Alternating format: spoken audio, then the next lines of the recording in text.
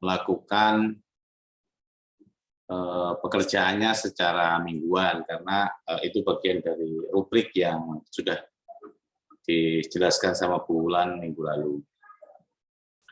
Yang pertama. Yang kedua, banyak sekali sebenarnya pertanyaan yang saya yakin tidak bisa menjelaskan satu persatu, tidak mungkin bisa menyampaikan semuanya karena total ada 128 untuk kelas DEF, ada 130 sekian untuk kelas ABCD, totalnya ada 262 partisipan yang membuat pertanyaan dan hampir semuanya membuat 2 pertanyaan.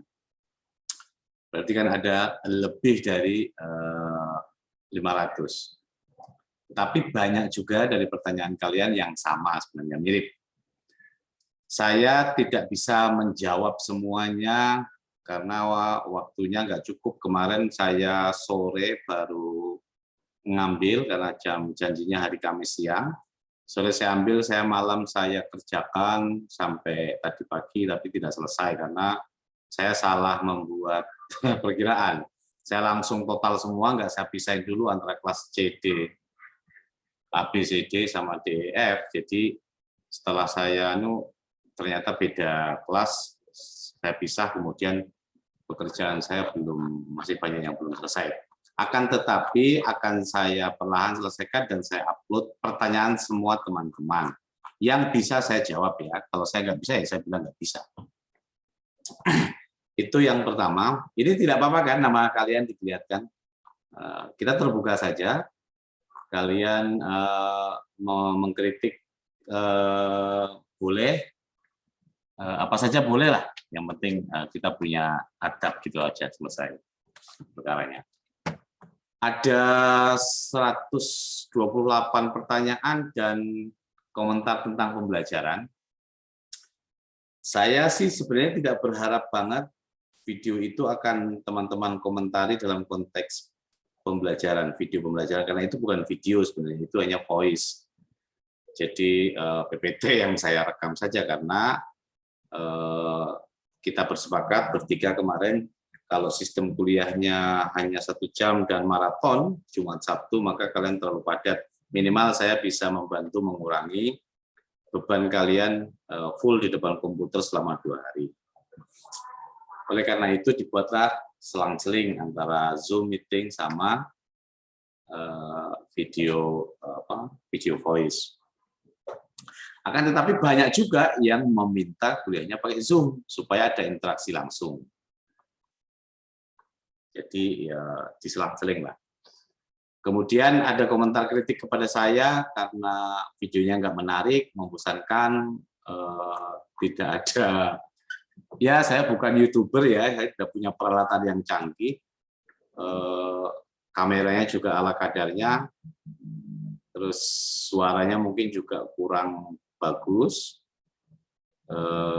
Ada beberapa part yang tertutup, beberapa bagian di pojok kiri tertutup. Saya lupa membuang kameranya, meng-off-kan kamera. Setelah sudah jadi baru saya sadar dan saya tutup karena saya sambil rekaman saya pakai kaos oblong, nanti kalian protes pula gitu kan. Sebenarnya ya nggak apa-apa juga sih, cuma saya belum tahu situasinya nanti kalian tidak suka. Dosennya ngajarnya nggak tenanan, cuma pakai kaos. Oke, itu yang pertama.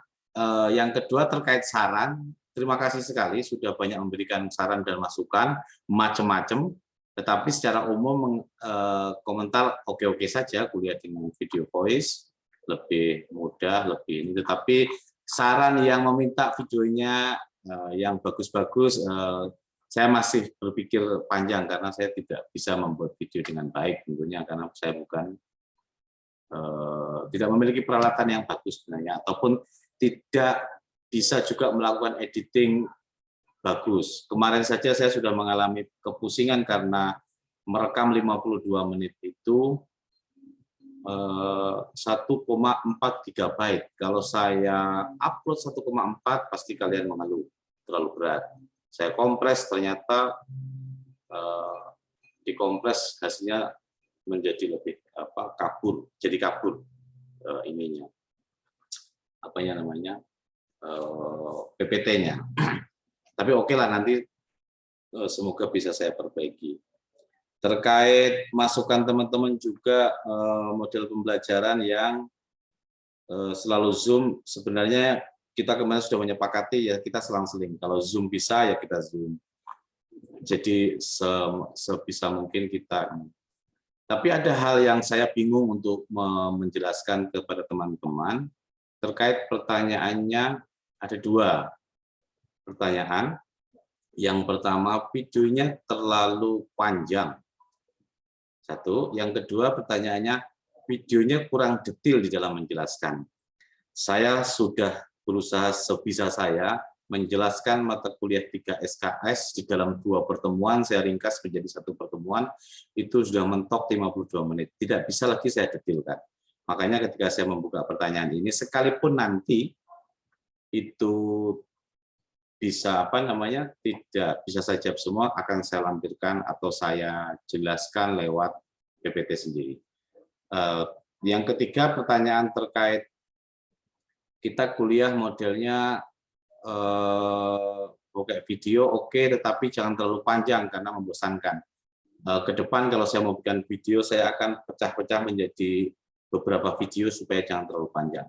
Mungkin maksimal 20 menit per video. Jadi satu materi mungkin saya langsung kasih judul materi video 1, rekaman video voice 1 apa, kedua apa, ketiga apa, supaya bisa lebih detail saya menjelaskannya.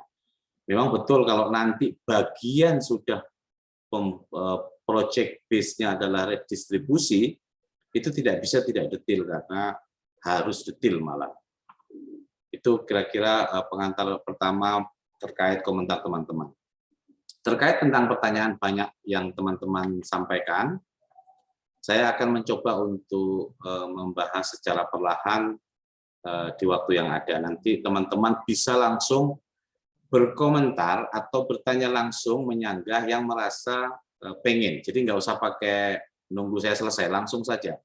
Jadi langsung aja hidupin mic dan langsung ngomong saja.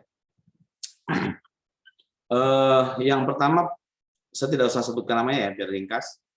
Terkait apakah HGU itu dalam perwujudan awal lahir UPA tahun 1960 diimplementasikan pada zaman Soeharto setelah 8 tahun UPA lahir. Sebenarnya bukan gitu konsepnya. Gini, karena kuliah minggu lalu tidak detail saya menjelaskannya karena waktunya mepet.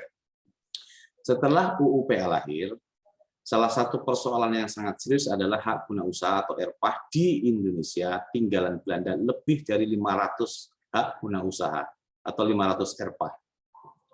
RPAH ini situasi Indonesia masih dalam kondisi dalam kondisi chaos, sehingga RPAH ini tidak dimasukkan dalam skema redistribusi. Pertimbangannya apa? Karena ada permintaan ganti rugi dari pemerintah Belanda agar semua aset-aset yang ditinggalkan di Hindia Belanda, karena itu terkait dengan pihak ketiga milik swasta, Indonesia harus mengganti rugi. Kalau itu langsung diredistribusikan, bayangan pemerintah waktu itu, kalau HGU langsung dijadikan objek redis, bagaimana cara membayarnya? Setidaknya pemerintah punya bayangan, kalau nanti HGU ini bisa dikelola secara baik, menghasilkan, bisa untuk membantu nyicil utangnya. Kira-kira begitu. Itu ringkasnya. Selengkapnya silakan silakan baca bukunya Nur Fauzi Rahman di halaman 26, judulnya Land Reform dari Masa ke Masa.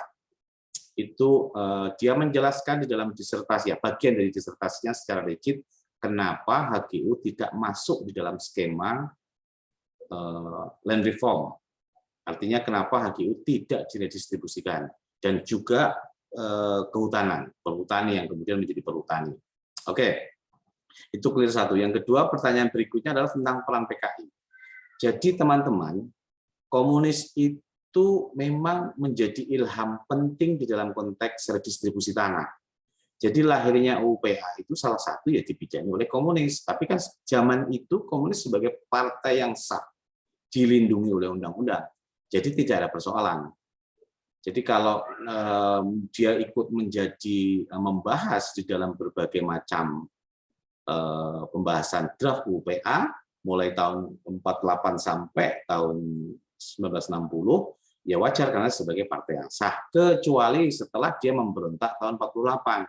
Salah satu poin kenapa PKI memberontak tahun 48 adalah karena tidak senang dengan kebijakan yang diambil oleh Soekarno, salah satunya ini dari banyak aspek selain politik internasional, adalah karena pada periode itu pasca perjanjian Linggarjati, Indonesia banyak dirugikan, dipecah menjadi beberapa negara bagian. Soekarno tidak berhasil mengelola itu dan komunis protes keras, salah satunya kemudian muncul upaya untuk memberontak 1948 di Madiun, walaupun pemberontakan itu gagal karena tidak disiapkan secara matang. Kemudian 48 memberontak, sampai tahun 52 PKI dikucilkan di dalam sistem pemerintahan, tidak boleh karena dianggap perlu memberontak, sehingga tidak dilarang di berbagai aktivitas politik. Baru pada tahun 55 PKI kembali ikut partai politik di Indonesia, menjadi partai yang sah diakui negara, sehingga keterlibatan dia di dalam proses pembentukan UPA aktif di sana. Banyak tokoh yang terlibat memberikan masukan, ada Untung, tokoh-tokoh pentingnya ya. Termasuk kalau Anda tahu Sajarwo sebagai pimpinan Kementerian Agraria yang melahirkan UPA itu adalah orang sosialis. Sosialis itu ya pahamnya agak mepet-mepet ke kiri lah. Tidak di tengah, tidak di kanan, tapi antara tengah sama kiri.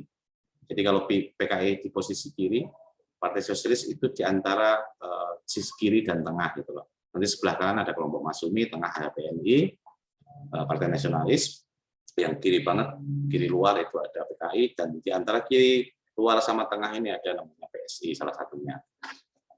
Banyak orang-orang penting, kalau dulu Sultan Syahrir, saya kira teman-teman baca di sejarah masa-masa SMA, Syahrir yang dari Minang yang hebat itu, yang kecil tapi suaranya sangat lantang, dia adalah salah satu tokoh PSI yang paling keras mengkritik Soekarno pada periode-periode sampai KMB 1949. Oke, berikutnya adalah pertanyaan dari Akif.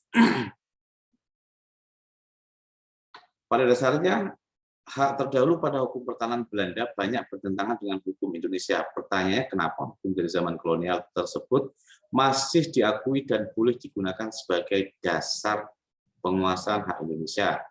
Pertanyaan keduanya, apa yang menyebabkan perbedaan prinsip pengelolaan yang dilakukan Presiden Soekarno dan Soeharto? Oke, saya jawab bagian pertanyaan pertama saja. Bagian pertanyaan kedua ini nanti di mata kuliah berikutnya.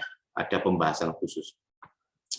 Oke, secara de facto, hukum kolonial sudah hapus setelah UPA lahir pada tahun 1960, karena di dalam konsideran menimbang, memutuskan, salah satunya mencabut agraris jewet 1870, mencabut tanah partikelir milik kekuasaan Belanda yang sangat luas itu, kemudian mencabut undang-undang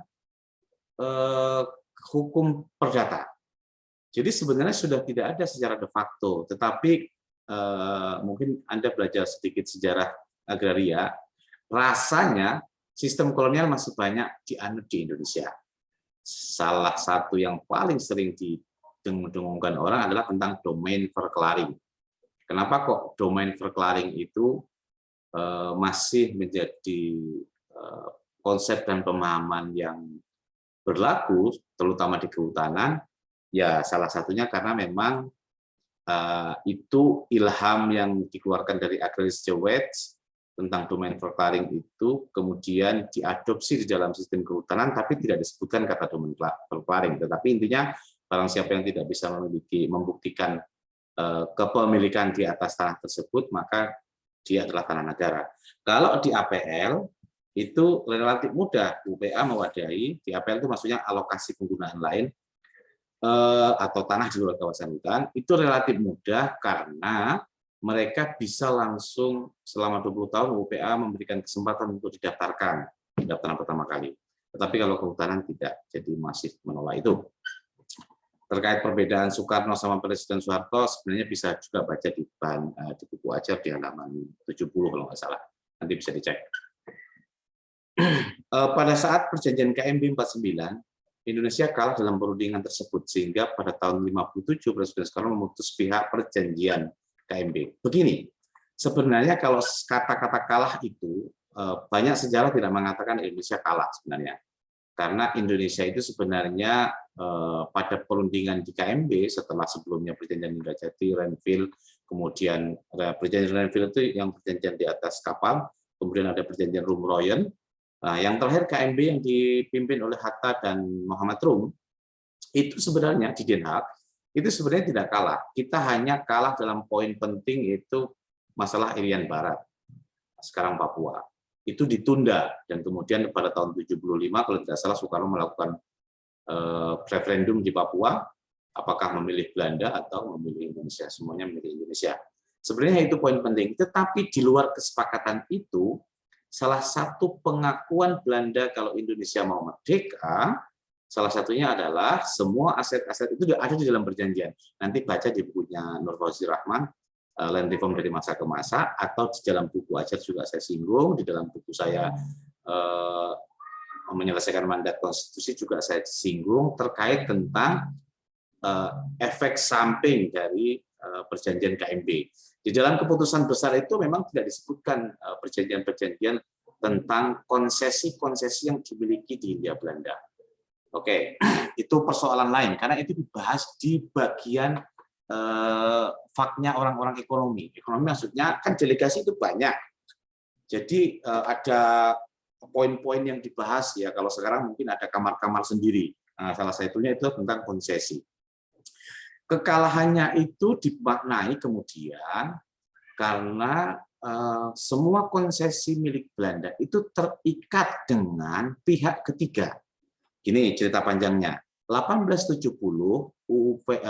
Undang-Undang Agraria Kolonial lahir itu karena kesepakatan Belanda, kerajaan, dan beberapa pengusaha Eropa yang mendesak agar pemerintah Belanda membangun sistem undang-undang yang jelas di Hindia Belanda agar kami sebagai pengusaha bisa membangun perusahaan-perusahaan penting di Indonesia untuk kepentingan hasilnya dibawa ke Eropa. Kenapa kok dia berpikir begitu? Karena ketika VOC berdagang di Indonesia, kan kalau orang Belanda ngomong VOC kan bukan penjajah, VOC itu pedagang.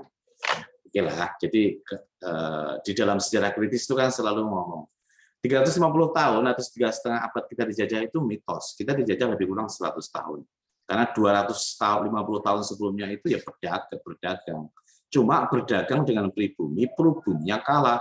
Karena kalah mengaku dibohong-bohongi. Sebenarnya apa ya, karena mereka itu kan terkenal, makanya ada yang nanya tentang pelayaran Hongi. Jadi salah satu VOC itu yang kekuatannya adalah mereka berdagang tapi membawa militer, menyewa militer sehingga kapal-kapal berpatroli di seluruh wilayah Nusantara untuk mengamankan, dia bisa dipastikan membeli dan mengambil hasil rempah-rempah yang ada di Indonesia. Oke, saya kembali ke poinnya. Kekalahan itu di dalam dimaknai semua konsesi yang terikat di Indonesia. Contoh nih ya, ini contoh. 500-an HGU ataupun ERPA itu mayoritas dimiliki oleh perusahaan swasta Belanda dan Eropa. Oke. Perusahaan minyak dimiliki salah satunya juga oleh perusahaan Jerman, ada perusahaan Amerika. Rel kereta api Sepur, kereta api itu dimiliki oleh pemerintah Belanda dan pihak swasta. Artinya apa? Kalau usaha bisnis mereka di Indonesia ditinggalkan begitu saja, siapa yang akan mengganti rugi?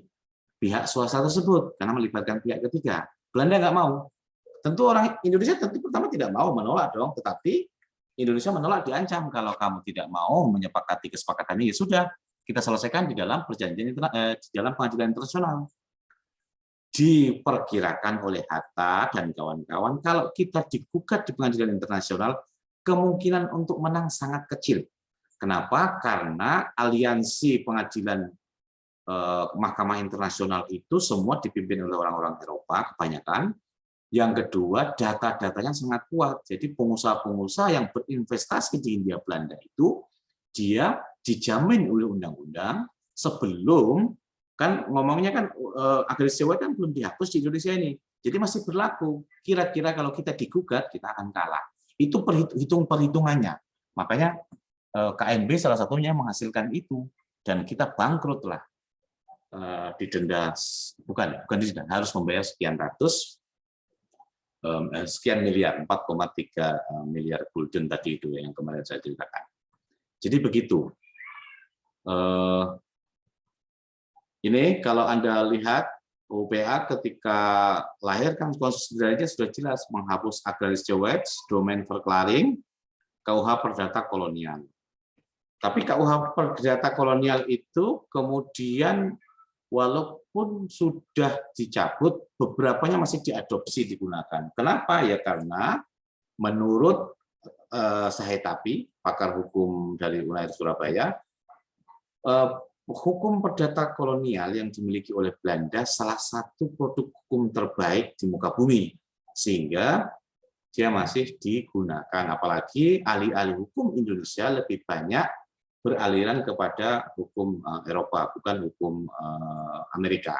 Jadi wajar kalau masih diadopsi sampai sekarang, apalagi KUH Perdata Pidana dan yang sekarang disusun sampai sekarang belum selesai. Oke, lanjut. Apa saja peran Menteri Urusan Agraria? Saya silakan Anda berkunjung ke Google Drive. Semoga sudah saya share ya. Kalau belum saya share, nanti akan saya share. Silakan konfirmasi di Google Classroom. Di dalam Google Drive itu ada, mungkin saya bisa tunjukkan lah kepada Anda. Salah satu surat-surat penting. Jadi ada yang bertanya, silakan tolong dibuktikan. Ada mahasiswa bertanya, mohon dibuktikan dengan dokumen-dokumen tentang keberadaan Kementerian Agraria, keberadaan ngomongin KMB, segala macam. Semua ada referensinya, jadi saya tidak ngarang. Ini adalah keputusan Menteri Agraria pada tahun 1956, salah satunya dari beberapa dokumen yang ada. Isinya adalah berbicara tentang keputusan pembentukan kantor.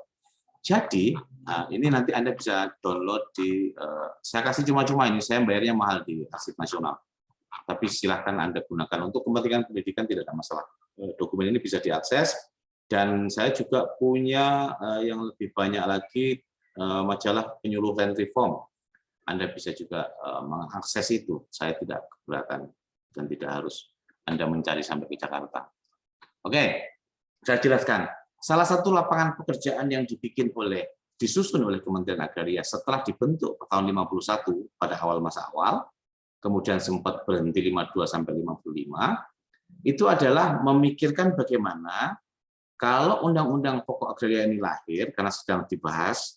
Jadi menteri itu kerjanya yang membahas tentang Undang-Undang Pokok Agraria, tetapi sekaligus karena dia bekerja sama dengan Depdagri, memikirkan lapangan pekerjaannya dan bagaimana cara mendapatkan SDM yang mumpuni nanti akan bekerja mengurusi persoalan agraria. Itu jawabannya. Nanti silakan dicek di link ini. Kalau linknya bermasalah, mohon konfirmasi, jangan diem saja. Kemudian pertanyaan berikutnya adalah periode kekecewaan dan reform tahun 50-65. Bagaimana proses perusahaan Belanda bisa diambil alih oleh masyarakat? Oke, jadi begini.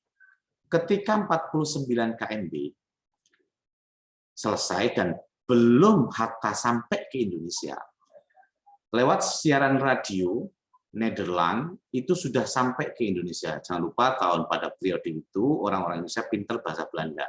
Jadi laporan dari Den Haag itu cepat sekali masuk ke Indonesia. Ya kayak netizen lah, sudah ditongkrongi radio Nederland, radio Eropa, beberapa bahkan yang menyiarkan. Karena kan kalau Anda lihat perjanjian di KMB itu kan betul-betul Indonesia sama Belanda di tengah, diwakili oleh delegasi, selainnya kan disaksikan oleh berbagai macam negara yang hadir di situ, baik negara pendukung maupun negara penolak. Jangan lupa ya, Belanda tidak pernah mengakui Indonesia merdeka tahun 1945. Mengapa? Karena Belanda keluar itu terpaksa dan Indonesia tidak pernah dijanjikan untuk dimerdekakan 1945, tapi akan disiapkan. Tapi kemudian Indonesia dipaksa oleh para pemuda harus merdeka, maka Belanda tidak terima. Itu salah satu poin pemberat kenapa harus membayar 4,3 miliar gulden itu. Karena Anda menyatakan diri merdeka secara sepihak, maka salah satu konsekuensinya, ini kayak one prestasi gitu loh. Jadi kan kalau Anda beli sesuatu pakai perjanjian, diambil tidak diambil barangnya, uangnya tidak bisa kembali, ya mirip-mirip seperti itulah. Jadi apapun yang terjadi Anda harus membayar karena Anda telah melakukan pelanggaran. Oke? Periode itu 49 begitu pengumuman sampai di Indonesia, orang Indonesia ngamuk. Ngamuknya itu bukan hanya ngamuk demonstrasi. Kalau dulu kan tidak ada mahasiswa yang demo, maksudnya sedikit tahun 50-an. Kita masih mayoritas buta huruf. Menurut Sheila Sumarjan, buta huruf Indonesia pada tahun 51 adalah 85%. Artinya yang bisa membaca tulis itu hanya 15%, hanya elit-elit saja. Jadi tidak berbeda lah dengan situasi sekarang. Apa konteksnya? Yang demonstrasi adalah buruh-buruh di pabrik dan perkebunan. Di Surabaya, salah satu pusat Surabaya, Bandung, Makassar, Medan, itu adalah salah satu pusat-pusat perusahaan industri milik Belanda atau milik pemerintah Belanda dan perusahaan swasta Eropa. Mulai pabrik baja, mulai perkebunan tebu, ada pabrik pemintalan, itu melibatkan buruh ribuan orang yang bekerja di situ sebagai buruh kasar. Bahkan tebu, pabrik tebu di mana-mana termasuk Jogja, di Maluku juga ada. Pasca perjanjian KMB, Indonesia protes karena Soekarno dianggap banci, itu pamflet-pamfletnya begitu, Soekarno dianggap banci karena memilih delegasi-delegasi yang bermental banci. Hatta dan Muhammad Rum itu dianggap sebagai pengkhianat-pengkhianat bangsa, karena terutama siapa yang sponsori? Komunis. Harus diakui, orang kiri adalah orang yang paling banyak bergerak melakukan perlawanan pasca perjanjian 49. Lalu apa? Kemudian diambil alih lah semua perusahaan-perusahaan ini oleh masyarakat. Salah satu buku yang pernah saya edit sangat apik, itu tulisannya, karyanya namanya Adam Suparjan. Dia bercerita tentang pabrik baja di Surabaya, bagaimana proses, dia seorang karyawan, dan dia menyaksikan proses pengambil alihan perusahaan itu, dan dia mencatat di dalam bukunya, kemudian saya olah menjadi buku, diterbitkan oleh penerbit Ombak tahun, kalau nggak keliru 2008 atau 2009, saya sudah lupa, sudah lama buku itu. Itu karya Adam Suparjan menceritakan salah satu dari sekian ratus perusahaan yang diambil. Oke, apa konsekuensinya kemudian? Situasi ini betul-betul chaos di Indonesia. Perusahaan mati, tidak bisa bergerak, diambil alih, tapi kan orang-orang Indonesia nggak bisa mengoperasikan.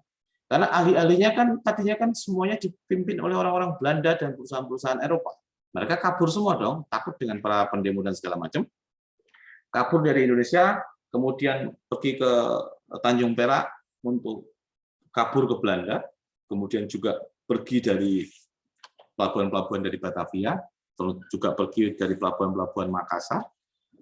Semua ahli-ahli perusahaan yang menggerakkan mesin, menggerakkan manajemen ini kabur, dan Indonesia mati gaya, nggak bisa mengelola, kecuali tanaman tebu. Kalau tanaman tebu kan gampang.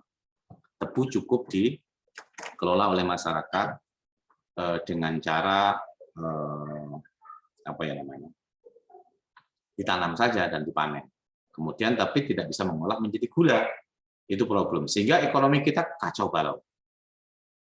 Lalu Soekarno meminta kepada tentara untuk secara perlahan menertibkan situasi tersebut.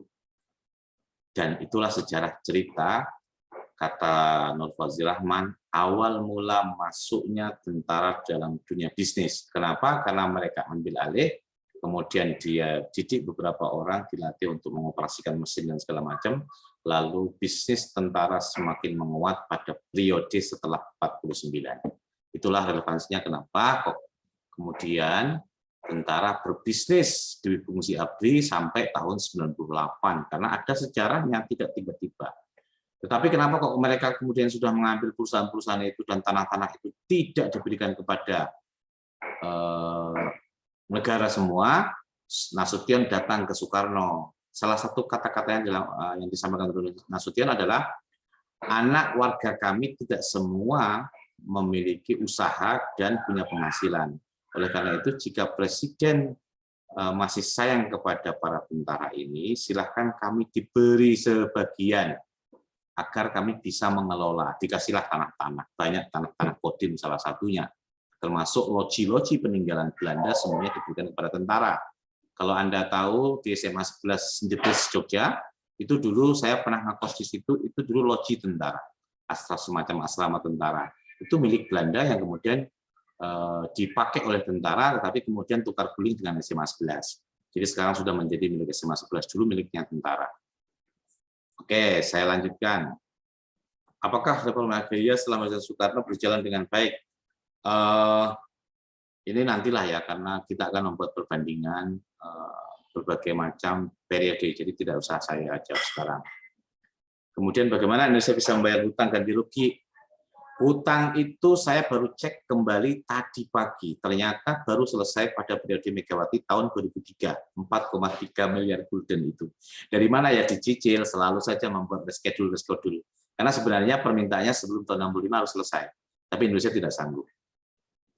Kemudian kenapa Indonesia dianggap gagal di dalam reform? Salah satu problemnya di sini. Apakah mutlak persoalan komunis ini adalah masalah agraria? Tidak, ini politik internasional. Termasuk ada pertanyaan campur tangan Amerika bagaimana? Iya, Amerika itu sangat anti komunis. Amerika itu sangat tidak suka karena land reform itu gagasannya Lenin. Anda tahu Lenin dari Uni Soviet. Dia orang komunis. Dan di Indonesia tahun 55 PKI itu menjadi partai besar nomor 3. Artinya ancamannya sangat serius. Kalau PKI makin membesar di Indonesia, ada kemungkinan Indonesia akan menjadi negara komunis. Amerika tidak mau. Kenapa? Banyak juga kepentingan Amerika di Indonesia, terutama bukan hanya wilayah Indonesia. Karena punya pengalaman dong, perang sama Amerika Vietnam untuk mengurusi satu saja negara komunis di Vietnam, Amerika udah ampun-ampunan. Siapa bilang Amerika menang perang di Vietnam, perang komunis? Enggak, Amerika kalah. Tonton film yang paling jujur, film judulnya Platoon. Itu film hampir 2-3 jam. Itu adalah film yang paling jujur menggambarkan kekalahan Amerika perang di Vietnam, melawan komunis-komunis di Vietnam. Kalau Indonesia seperti itu, jangan cerita, Indonesia juga mirip dengan Vietnam. Para gerilyawan itu lebih dasar. Ingat peristiwa para gerilyawan ini mengusir penjajah Indonesia kan semuanya menggunakan bambu runcing lah, sabotase dan segala macam. Jadi kita punya potensi yang sama. Jadi peristiwa 65 ini banyak faktor, tidak bisa hanya persoalan ansih persoalan agraria. Agraria ikut membantu karena apa? Karena sejak 62 Indonesia sama menjalankan reform dianggap lambat oleh Aidit itu pimpinan PKI. Aidit membuat penelitian di Jawa Barat, 3 kabupaten, intinya land reform di Indonesia itu lambat karena ada 7 setan desa. Kiai, aparat pemerintah, tengkulak, kemudian para pengusaha yang diuntungkan, masyarakat-masyarakat dianggap feodal, beberapa lagi saya lupa, tapi saya punya bukunya 7 setan desa itu hasil penelitiannya. Dia mengatakan orang-orang ini menghambat perjalanan land reform. Lalu apa yang dilakukan? Diambillah alih yang namanya reclaiming. Karena kalau Anda membaca tentang land reform itu yang paling ramai adalah tentang reclaiming. Reclaiming itu menjadi persoalan serius pada tahun 60-an awal. Dan itu memicu konflik sosial yang serius, yang akhirnya Indonesia meletuslah yang disebut peristiwa 65. Itu salah satu faktor. Tentu ada permainan negara-negara lain, termasuk negara-negara Amerika. Itu ringkasnya. Silakan baca buku. Di banyak lah, saya kira Ulf Sundarsen juga membahas tentang itu, Herbert Feith membahas tentang itu. Ada banyak referensi terkait peristiwa 65 terjadi karena apa, dan bagian mana agraria menyumbang paling serius. Menurut saya, dalam beberapa tulisan saya mengatakan reclaiming menjadi isu paling serius, reclaiming tanah maksudnya. Jadi kenapa kok terjadi reclaiming? Dianggap lambat, lalu ada tanah, misalnya ada kiai desa kaya, kiai ini tanahnya kok 70 hektar. Ini banyak nih di Jawa pada periode itu, kiai tanahnya banyak. Bukan hanya kiai, termasuk mantan-mantan kepala desa, caleg segala macam itu tanahnya banyak di Jawa. Punya 30 hektar, punya 20 hektar. Nah, itu langsung diduduki oleh komunis bersama dengan BTI, Barisan Tani Indonesia. Mereka mengambil alih tanah itu, namanya reclaiming. Nah, ada juga pertanyaan yang nyambung, kenapa kok Klaten? Oke, sebenarnya di dalam proyek land reform pertama tahun 61 itu bukan hanya Klaten, ada 6 provinsi, Jawa semuanya sampai Madura, kemudian Makassar, kemudian Sumatera Barat, kemudian Sumatera Utara, Palembang. Jadi ada 6 atau 7 provinsi yang menjalankan. Di Jawa Tengah salah satunya Klaten. Klaten bukan yang pertama saja, saat bersamaan ada banyak. Kenapa kok Klaten? Nah, ini ada pertanyaan dari mahasiswa, nanti langsung yang bertanya. Mungkin dia dari Klaten ini, mahasiswa ini, saya nggak tahu dari mana. Kenapa kok sering katanya dosen-dosen menyebut land reform pertama kali Klaten. Oke, kalau Anda jalan-jalan ke Wedi dan sekitarnya, Wedi itu di sekitar Klaten itu adalah markas Barisan Tani Indonesia dan komunis di Indonesia pada periode tahun 50-an.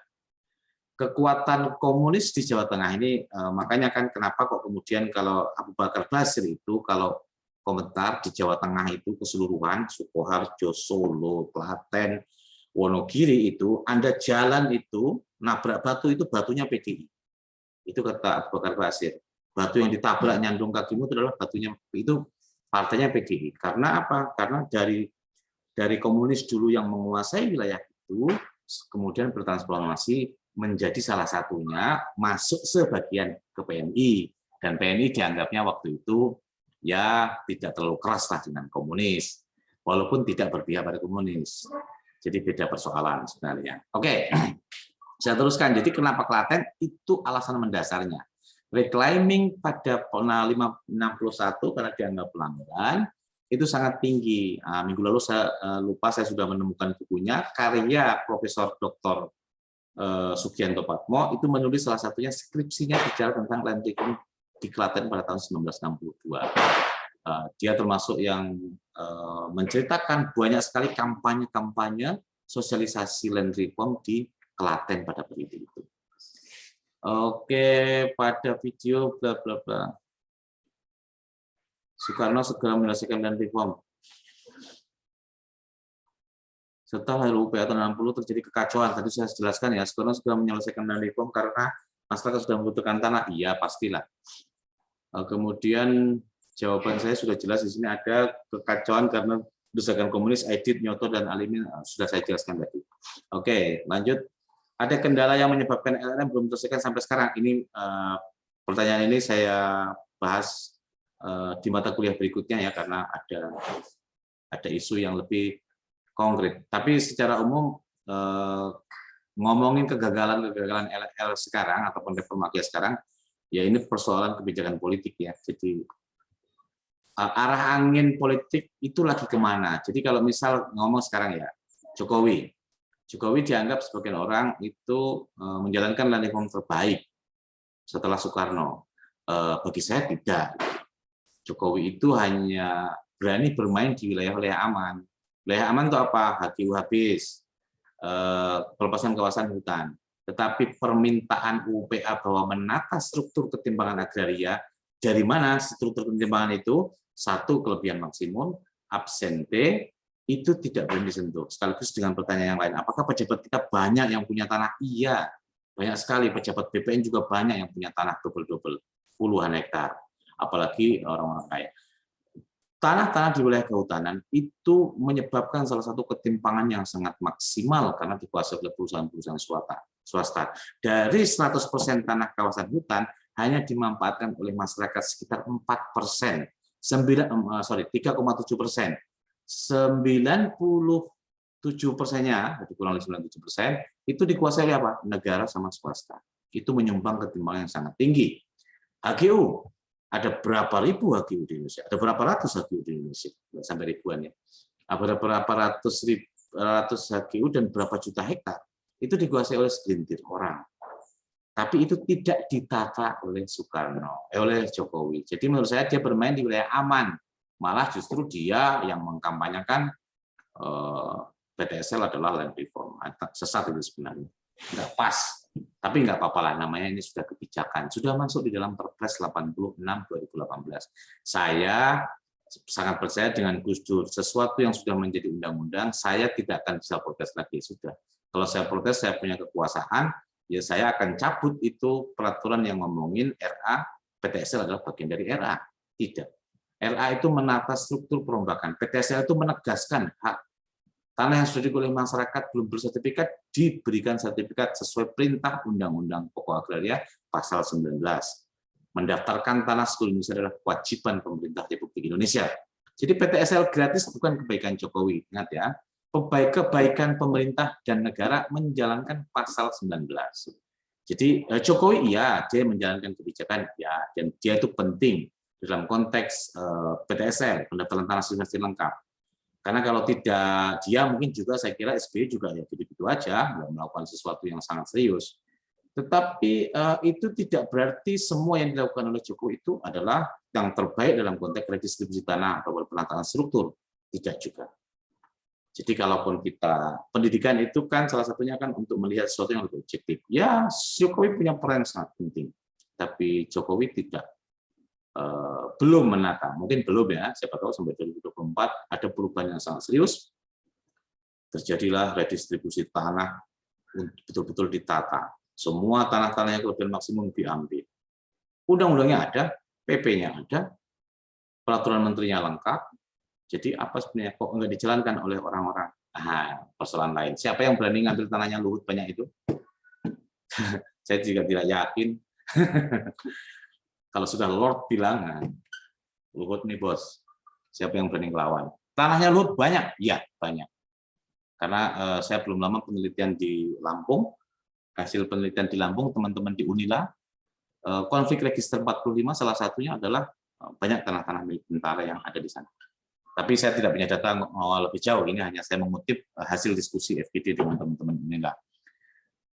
Jadi saya tidak berani menuduh juga. Tetapi kalau kita mau jujur, pertama yang diperbaiki sistem pendaftaran tanah kita adalah nama, jangan sampai orang bisa punya tanah double-double tidak ketahuan. Kalau sekarang kan bisa.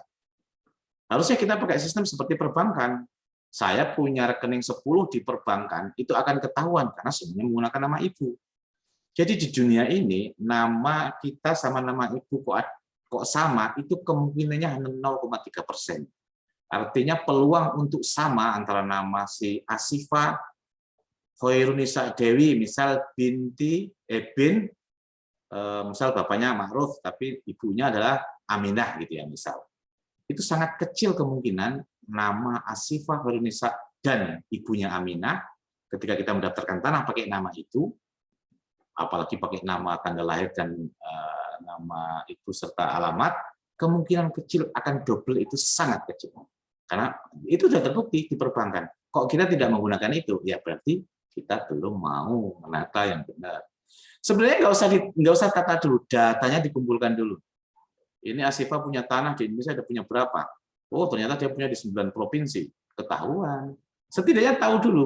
Nah nanti Asifah tanahmu ada di 9 provinsi, absente semua ini. Tidak bisa melanggar Perpu 56 dan melanggar PP 224. Silakan kepada negara atau Anda jual. Anda tidak mau menjual, negara mengambil karena ada undang-undangnya. Bukan diambil paksa, ambilnya paksa, tapi diganti rugi. Ada mekanismenya di PP 224 untuk mengganti ruginya, pasal 6 atau bagian keempat itu ada menjelaskan proses ganti ruginya. Oke, saya lanjut. Pertanyaannya Asifah, sekalian sebutkan namanya. Apa perbedaan menonjolkan reform dengan reforma agraria? Ini sebenarnya kuliah di perdana kemarin. Kalau kita menggunakan Pak Wiradi, ada definisi. Saya luruskan dulu, land reform, reforma agraria, itu istilah yang merujuk sebenarnya yang sama. Land itu tanah, reform itu perombakan, penataan struktur. Reforma agraria itu definisi dari terjemahan dari agrarian reform. Agraria itu menurut Pak Wiradi lebih besar daripada tanah. Menurut Pak Susah Ngobeng, tanah itu lebih besar daripada agraria. Jadi mana yang benar? Benar kabeh. Kita nggak bisa ngelawan dua orang itu pakar-pakar. Jadi saya juga nggak tahu. Intinya Pak Wiradi mengatakan kok agraria lebih besar dari itu karena dia menggunakan bahasa Yunani kalau nggak salah dari kata eger. Eger itu termasuk manusia di atas tanah itu bagian dari agraria. Kalau sudah ngomong land itu terbatas. Tanah di bawah tanah di atas tanah.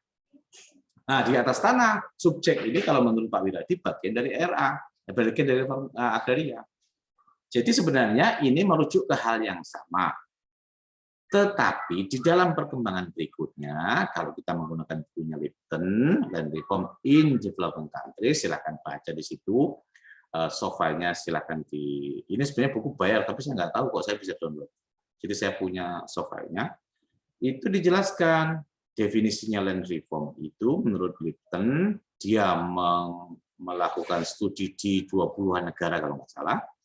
Dia menyebut legislasi yang diniatkan untuk mendistribusikan tanah, itu land reform. Jadi gini, REDIS itu memang didesain oleh negara, disiapkan peraturan perundang-undangnya, kemudian untuk tujuannya adalah konteksnya pertanian agar masyarakat sejahtera, yang miskin menjadi kaya dan segala macam. Kalau reforma agraria didefinisikan, kemudian dianggap land reform plus, karena definisi land reform sama agrarian reform itu sama. Kemudian dikembangkan reforma agraria, agrarian reform itu bicara belakangan, kemudian mengarah ke akses reform. Kalau sudah ngomong akses itu bukan wilayahnya pendaftaran tanah dan distribusi tanah saja, bisa jadi entertain masuk, ekonomi masuk, politik komunikasi masuk, karena kan ngomongin tentang persoalan bagaimana menggerakkan modal. Jadi Anda punya tanah, bagaimana cara bisa bergerak? Itu kan bukan kuasanya lagi orang BPN kalau di Indonesia, bukan kuasanya lagi orang-orang yang mengurusi tanah. Tidak bisa lah, Anda itu kerja di BPN, namanya alumni satu kerjanya ngukur bertahun-tahun. Tiba-tiba suruh membuat proyek pemberdayaan, menggerakkan ekonomi. Nggak belajar ekonomi pas kuliah. Nggak bisa, nggak belajar komunikasi juga. Tetapi ada kemungkinan bisa, sangat mungkin terjadi. Oh itu pertanyaannya panjang, tapi intinya jawaban saya itu. Berdasarkan dengan tujuan, dijalankannya UPH menurut Soekarno, apa berarti yang dilakukan sekarang bertentangan dengan enggak bertentangan. Walaupun beda tujuannya. Tadi salah satunya PTSL. Apakah PTSL itu bertentangan dengan reforma agraria? Enggak. Tetapi itu bukan konsep yang diusung oleh tujuan UPA. Itu aja. Karena itu dipunya pasal sendiri. Pendaftaran tanah, salah satunya programnya PTSL, punya pasal sendiri. Pasalnya sangat ampuh, pasal 19. Negara, kamu dibentuk pemerintahan, salah satunya harus menuntaskan tanah masyarakat lewat apa? Pendaftaran tanah pertama kali maupun peralihan dan segala macam. Pasal 9 perintahnya, pasal 19 perintahnya jelas. Oke, saya pilih-pilih saja yang kira-kira tidak tumpang tindih. Mengapa judul reforma agraria masih saja belum berhasil? Besok kita bahas yang lain waktu. Bagaimana kebijakan tindak lanjut fiskal kadaster? Ada beberapa pertanyaan yang kembar fiskal kadaster, ada banyak. Jadi gini, fiskal kadaster itu kalau di perkotaan tidak ada sebenarnya, karena sudah include dengan sertifikat yang ada BPHTB-nya, sehingga include juga membayar pajak. Ini sebenarnya muncul pada periode lama karena tanah-tanah di pedesaan itu kan nggak ada sertifikatnya. Nggak usahlah jauh-jauh, Anda ke ujung Kulon Progo sana masih banyak tanah yang tidak bersertifikat. Lalu zaman dulu, pemerintah kan harus memungut pajak, karena kelanjutan dari Raffles nih, harus memungut pajak, karena kan ada yang tanya ini, kok Raffles punya peraturan zaman kolonial, kok sampai sekarang pajak masih berlangsung? Saya nggak punya jawaban saya ya, ringkas, jelas, dan padat. Orang bijak, taat pajak. Nah itu aja jawaban saya, karena saya juga nggak tahu kenapa kok sampai sekarang pajak dipertahankan. Ya intinya untuk pembangunan lah. Oke, saya ulangi. Jadi, misal ada sebuah daerah, tidak ada sertifikat, hak kepemilikan nggak jelas, karena dia mungkin menumpang, dia mungkin membuka hutan, jadi haknya belum jelas, tapi dia menguasai di situ. Depdagri lewat pemdanya masing-masing di tingkat kabupaten, kecamatan, dan desa, meminta kepada aparat desa untuk mengukur, bukan kadaster ngukurnya, ngukurnya pakai meteran, untung masih punya meteran. Di kampung saya, itu meternya pakai meteran nukang tuh yang hanya 4 meter itu, lalu beli rapia 1 gulung. Nah, rapia itu diukur sama meteran itu. Diukur sama meteran, ditarik, kira-kira panjangnya sebelum habis. Nah, ini total panjang rapia 200 meter misalnya begitu. Ya udah, kita datang ke kebun ini aparat-aparat desa nih yang melakukan. Salah satunya misal Sedes sama kaur pembangunan sama kaur siapa, pokoknya bekerja, kadang dibantu sama orang, anak-anak SMK yang bisa sedikit mengukur. Nah, mereka datang ke kebun mengukur. Dan Anda tahu rumusnya adalah rumus matematika SD. Untuk mengetahui luas tanah si A, panjang kali lebar. Jadi semua tanah adalah kotak segi 4. Tidak ada tanah yang mencong-mencong, nggak ada. Semua tanah kotak. Nanti digambar sketch sama dia, tanah Nazir gitu kan, bentuknya kotak, luasnya 7.500 meter. Karena rumusnya panjang kali lebar. Jadi Anda tahu kan kalau menghitung tanah pakai rumus panjang kali lebar kan kalau tanahnya segi 4, kalau tanahnya miring-miring nggak karuan gimana? Panjang kirinya 15 meter, panjang kanannya 24 meter, nah, sudah lah itu. Nggak berlaku lah rumus mereka. Jadi mereka, waduh ini kok mencong bagaimana nih? Kira-kira aja lah. Itu namanya fiskal kadaster. Tidak terlalu beda kan? Karena dia tidak akan membuktikan apapun tentang fiskal kadaster itu. Buktinya nanti semacam gire untuk bayar pajak, dia tidak punya hak kekuatan hukum apapun. Ekindom lain lagi, Ekindom ada undang-undangnya. Fiskal kadaster ini kan ya, ulahnya Pemda untuk narik duit nantinya itu. Nah, itu juga kenapa land rente pada 1811 oleh Raffles dilakukan, ya karena salah satunya dia datang ke Hindia Belanda untuk mengeruk kekayaan. Hei orang Hindia Belanda, kamu jangan protes, kami penguasa, Anda milik saya, Anda orang jajahan. Jadi apapun yang Anda punya harus bayar pajak kepada kami. Bahkan Raffles itu kan kejam sekali ya, walaupun hanya 1811 sampai 1816, nggak nyampe habis maghrib, itu masih maghrib 1816. Itu Raffles itu melakukan gila-gilaan terhadap land rente walaupun gagal. Kalau orang tidak punya tanah, apa yang dipajak? Kepala dipajakin. Kan gendeng itu Raffles. Tapi ya begitu perintah kebijakan Raffles. Dan itu ditiru kemudian oleh Hindia Belanda ketika dia melanjutkan Raffles pasca hengkang dari Indonesia. Apa itu? Mereka mendatangkan ahli-ahli juru ukur, kemudian setelah lahir Undang-Undang Agraris Jawa 1870, semua peraturan-peraturan dan jenis hak tanah dikeluarkan oleh Belanda di Indonesia. Ada RPA, HGU, ada Ekindom, hak milik, ada Gebruik, ada HPL, bukan HPL, hak hak pakai. Jadi UPA itu sebenarnya adopsi dari, sebagian adalah adopsi dari hak-hak yang dikenalkan oleh Agraris Jawa. Itu saya kira masih terlalu banyak. Saya kalau Anda masih mau menjelaskan penjelasan yang lain-lain, akan saya ceritakan saja secara pendek atau saya upload saja ini penjelasan singkat ini. Karena kalau kuliah 1 jam kan nggak mungkin saya harus menjelaskan semuanya. Sekarang sudah 14.26, sudah hampir 1 jam. Waktunya sudah hampir habis. Jadi saya tidak mau mengambil waktu orang karena habisnya ada kuliah. Satu aja kalau ada yang jadi penjelasan saja, saya tadi kalau ada yang mau berkomentar, silakan. Atas jawaban-jawaban saya tadi. Ada yang nggak jelas atau belum nggak ngerti maksudnya apa nih sih Pak? Halo? Diam semua. Katanya suruh kuliah Zoom biar interaksi. Interaksinya diam. Ya Pak, mau izin Pak, Fadil Pak. Ya, gimana? Dikit-dikit aja Pak. Ini kan kita lihat RA kan sekarang fokus pada kegiatan penataan aset. Itu gimana ke depannya? Apakah RA akan terus seperti itu ataukah bisa berfokus juga pada penataan aksesnya Pak? Karena cita-cita dari LR sendiri itu bagaimana perpaduan antara penataan akses dan penataan akses Pak. Mungkin itu aja Pak. Mungkin bisa Bapak bisa tanggapi. Terima kasih. Oke, singkat saja. Saya termasuk orang yang sebenarnya sudah mulai lelah, berpikir nggak usahlah ada Redis dulu, tetapi punya target maksud saya. Targetkanlah bahwa Redis akan berakhir tahun 1925 misal. 2025 misalnya. Karena setelah itu tidak ada lagi melakukan redistribusi tanah kepada masyarakat. Misal seperti itu. Karena praktiknya Redis kita itu hanya menghabis-habiskan tanah negara yang sebenarnya itu tidak untuk sudah melenceng dari permintaannya UPA. Perpu 56 kan jelas yang dilakukan Redis itu untuk membangun kedaulatan pangan. Makanya yang diredis tanah pertanian.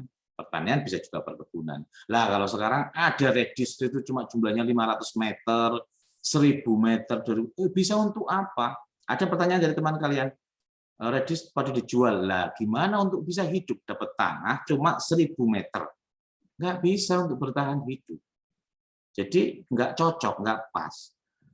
Jadi harus ada perubahan kebijakan menurut saya. Menata akses, menurut saya 20 tahun lagi model BPN seperti ini nggak merubah apa-apa menurut saya, untuk analisa saya.